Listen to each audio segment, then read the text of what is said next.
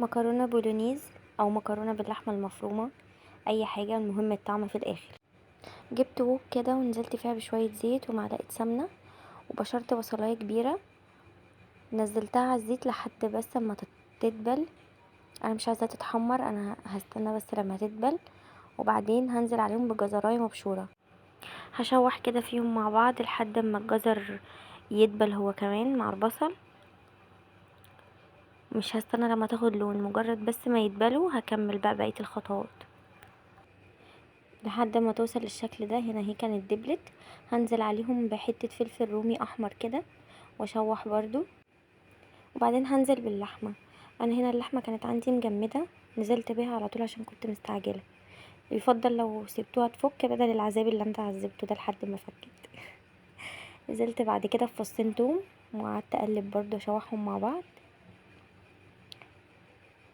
لحد ما اللحمه تستوي. بقى حطيت رشه فلفل اسود ورشه ملح ورشه 7 بهارات. هقلب بقى وافك في اللحمه عشان ما تكتلش مني. وبس كده اللحمه استوت.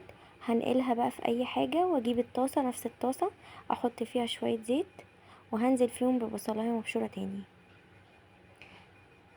هنزل معاهم بمعلقتين سكر، بس المره دي البصلايه دي انا هحمرها، انا عايزاها متحمره على الاخر.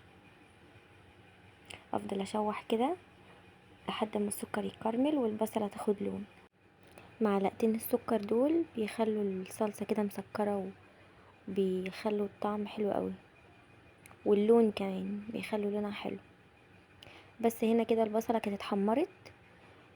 نزلت ب3 معالق صلصة كده كبار، وهنزل عليهم بطماطم مضروبة في الخلاط معصورة،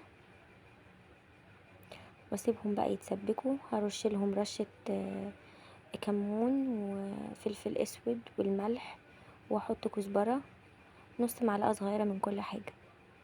الملح طبعا حسب الرغبة براحتكم يعني.